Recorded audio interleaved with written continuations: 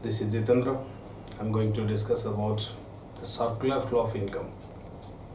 The first topic of this CBSE curriculum is circular flow of income. It is a cycle of generation of income in the production phase process.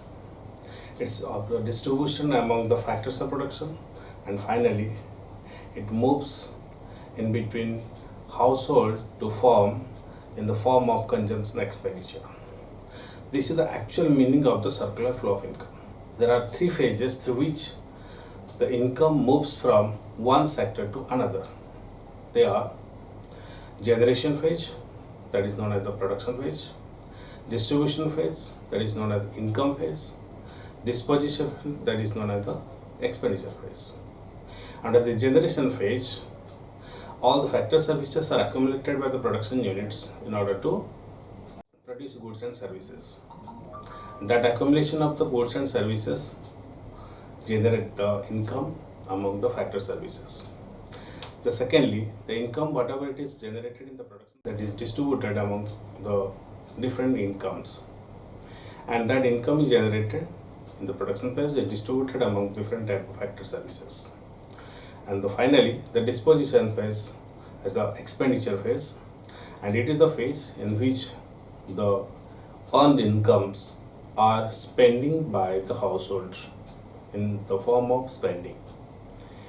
So it is a cyclical model in which we can have the income generated in the production phase is equal to income distributed in the income phase is equal to income spent in the expenditure phase.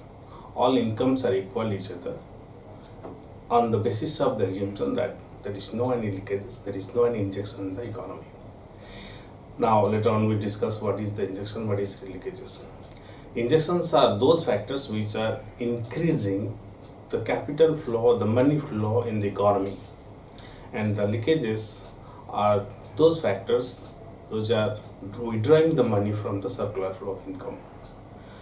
So let me discuss what are the different types of circular flow. There are two types of circular flow. One is the real flow, second one is the money flow.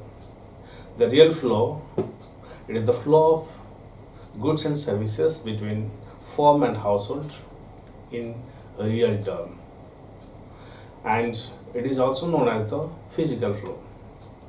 It involves actual flow of goods and services.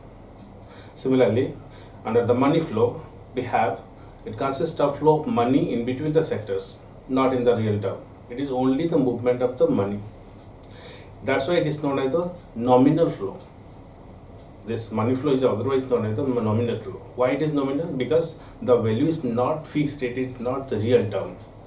Similarly, the third, it does not involve any real movement of the goods and services.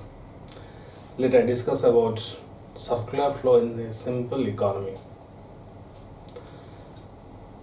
It is assumed that a simple economy consists of two sectors. Number one, household sector or consumption sector. The second one is farm sector or business sector.